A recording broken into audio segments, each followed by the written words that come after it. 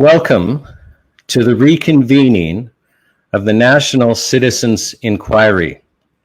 Commissioners, for the record, my name is Buckley, initial S. I'm attending this morning as agent for the inquiry administrator, the Honorable Chess Crosby. Mr. Crosby is also in attendance this morning. Commissioners, as lead counsel for the National Citizens Inquiry, I would like to make some opening remarks before you release your report. Today, today is November 28th, 2023. This is a historic day. We are making history. Never before have citizens banded together in such a formal, comprehensive, and fair way to inquire into the actions of their governments. Commissioners, you know that you are completely independent of the NCI administration. The inquiry rules permitted any interested party to intervene and participate in the process. We issued summons after summons after summons to government officials, inviting them to attend and participate. That not a single government official chose to attend is now part of our historical record, and their absence speaks loudly. The National Citizens Inquiry is also unique in its scope. We traveled across the country, giving a voice to Canadians across the nation. We heard the sworn testimony of 305 witnesses, all questioned by lawyers and questioned by the commissioners. We have created the largest and most robust record of the COVID experience in the world. And we did this in a climate of fear. Our proceedings began on March 16th, 2023 in Truro, Nova Scotia. That is 8.5 months ago. And this lag has led us to forget how much fear the nation was in when we began our proceedings.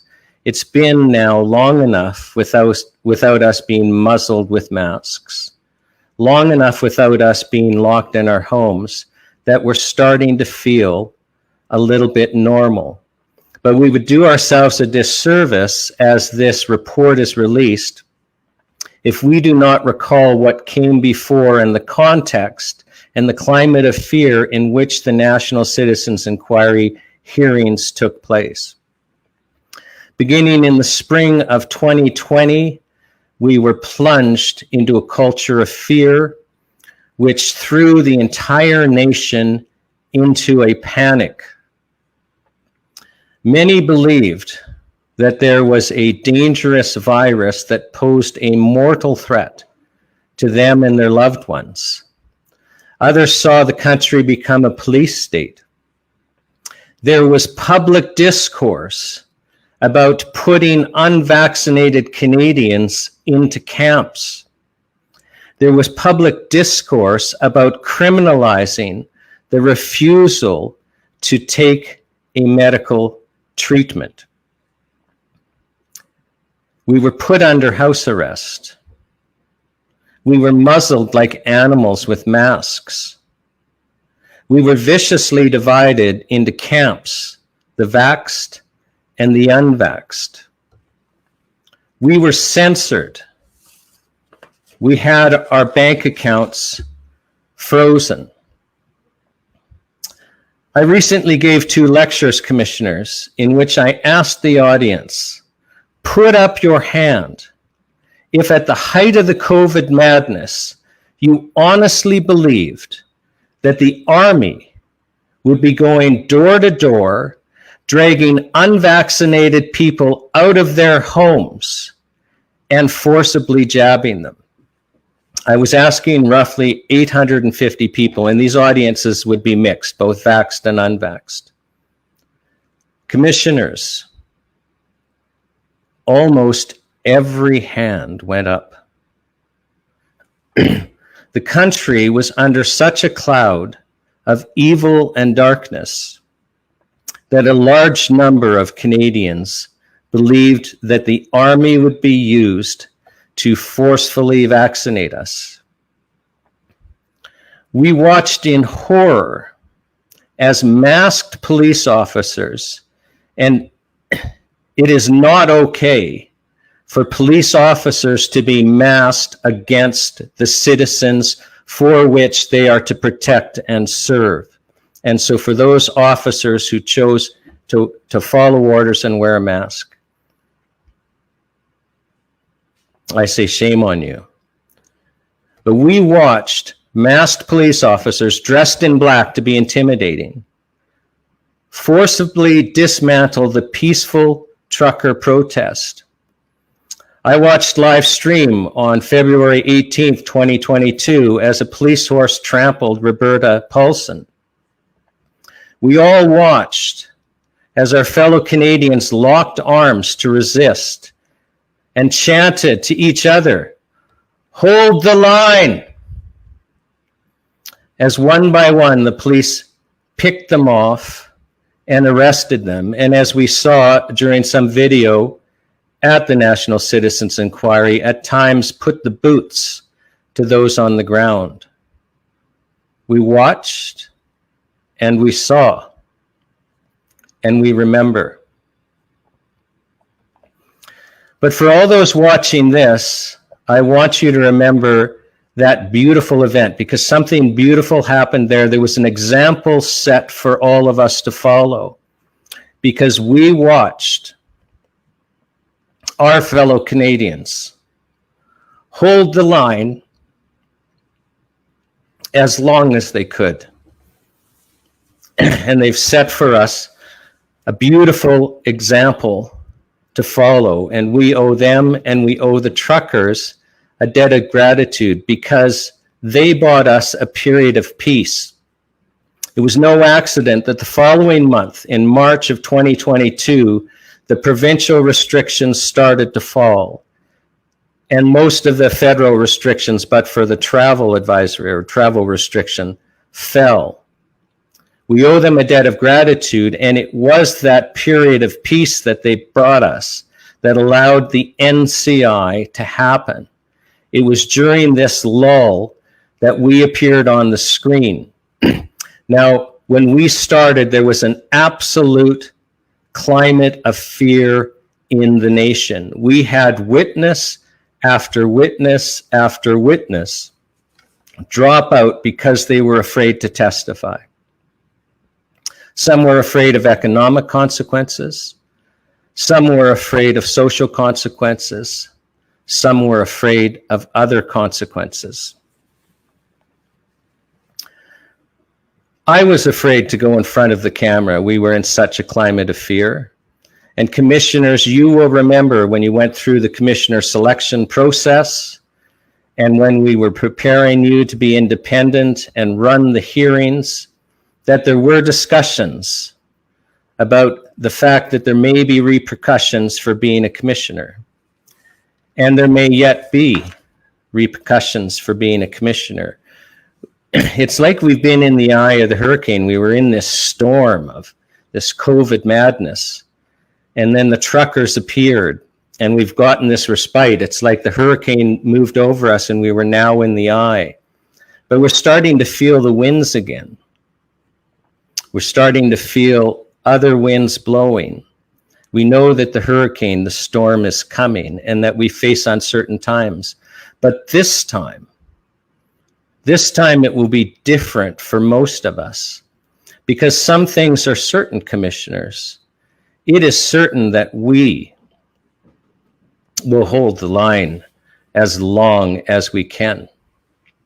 It is certain that a large number of Canadians will stand with us and hold the line. Something totally unexpected happened, as we toured the land, giving a voice to each other.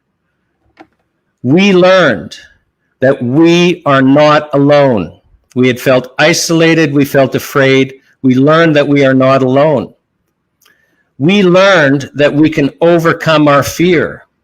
We are going to feel fear going forward, but we have been there, we have done that, and we understand that we can master and overcome our fear. And we learned that we can no longer sit still. We can no longer sit on our couches and allow Canada to lose its freedoms. We've already lost our freedoms. We now have to work. We need to participate. We need to hold the line to get our freedoms back. And we have come to understand that. So things are now very different. And most importantly, we came to understand that our God is with us. We saw God use the National Citizens Inquiry to bring healing and to bring strength. And we heard his voice calling us to return to him so that he can heal our land. So this time will be very different. And this entire exercise, this entire inquiry should never have happened. It was totally impossible. And time again, we were on the brink of disaster and collapse. And God stepped in by bringing people forward to make this happen. And we all understand, everyone who even just watched the hearings, understand that we have been allowed to participate in something much greater than ourselves. And to all of you who participated, and to you commissioners, I can honestly say that standing with you through this experience has been one of the most precious and honorable moments of my life. And I am deeply grateful for being able to participate. Now, commissioners, you are going to release your historic report. You have made findings. You have made positive recommendations. The nation is going to be shocked by reading an independent report without a political agenda, a report designed to help us get our freedoms back and become the nation that we want to be. And we don't know what will happen next. We had the truckers write the first chapter of this story, and they bought us a period of peace, a period of respite. We had the National Citizens Inquiry write the second chapter, where we came together and understood that we're not alone and that we need to stand together. The next chapter is up for those watching to write. It's for those Canadians who understand now that they must hold the line with us. It's up to them to write this next chapter, and that's the exciting part. Because together we will see how we move forward and make Canada a loving, peaceful, and free nation once again. So, commissioners, on behalf of all Canadians, it is my honor to invite you to release your report.